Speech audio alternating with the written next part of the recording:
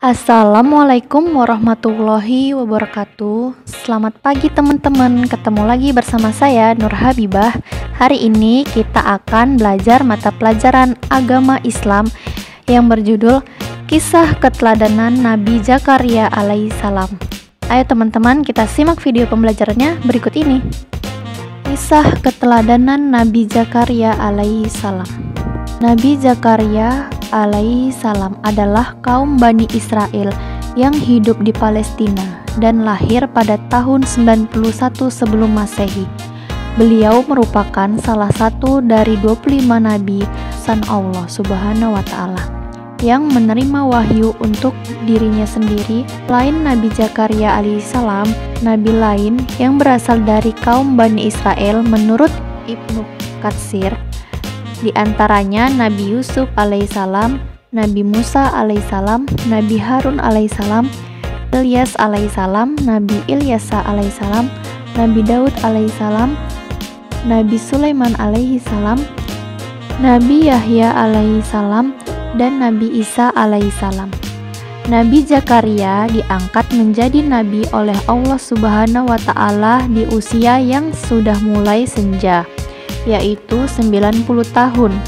Nabi Zakaria adalah nabi termasyhur yang merupakan keturunan dari Nabi Sulaiman alaihissalam. Nama istrinya yaitu Al-Yahbi yang berasal dari keluarga Nabi Harun alaihissalam.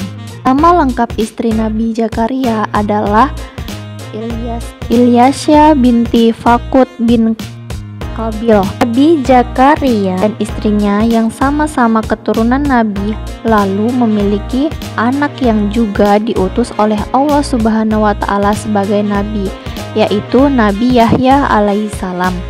Semasa hidupnya, Nabi Zakaria juga berperan sebagai pelindung dari Maryam, ibunda Nabi Isa alaihissalam. Nabi Zakaria alaihissalam dalam merawat Maryam. Nabi Zakaria adalah sosok yang menjaga, mengasuh, dan merawat Maryam atau ibunda Nabi Isa alaihissalam. Beliau merawat dan menjaga Maryam bersama istrinya. Ayah kandung Maryam bernama Imran, ulama Bani Israel, yang pada saat itu mendatangi Nabi Zakaria alaihissalam untuk menitipkan anak perempuannya, yaitu si Maryam. Sedangkan ibu kandung Maryam adalah Hannah binti Fakuts yang juga merupakan saudara ipar dari Nabi Zakaria alaihissalam.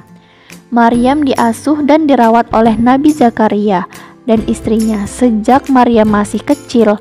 Meskipun bukan anak kandung, Maryam diperlakukan dengan penuh kelembutan dan kasih sayang.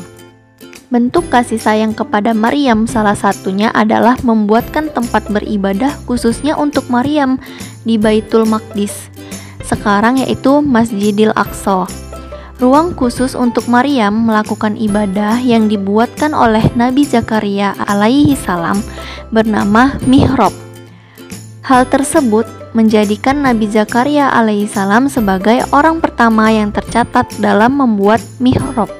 Pada saat kehadiran Maryam di keluarga kecil Nabi Zakaria, waktu itu Nabi Zakaria alaihissalam masih belum memiliki keturunan dari hasil pernikahannya dengan Al-Yahbi. Itulah salah satu alasan mengapa Nabi Zakaria alaihissalam dan istrinya sangat senang dengan kehadiran Maryam dan memperlakukannya layaknya seperti anak kandungnya sendiri. Perjalanan dakwah Nabi Zakaria alaihissalam. Kegiatan dakwah Nabi Zakaria dipusatkan di Bait Al-Maqdis. Nah, Bait Al-Maqdis adalah tempat di mana kuil dari Nabi Sulaiman alaihissalam pernah didirikan.